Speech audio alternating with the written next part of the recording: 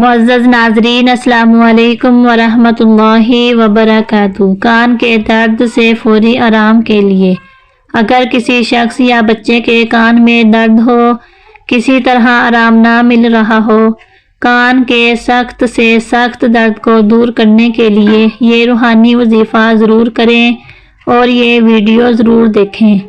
انشاءاللہ کان کے درد میں آرام ہوگا۔ اس کے لیے آپ کو 7 مرتبہ یہ آیات پڑھ کر کان پر دم کریں۔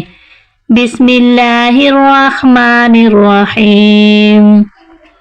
کأن لم يسمعها كأن في أذنيه وقرا فبشره بعذاب أليم۔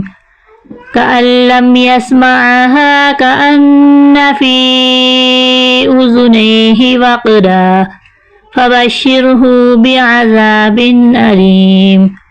جزاک اللہ۔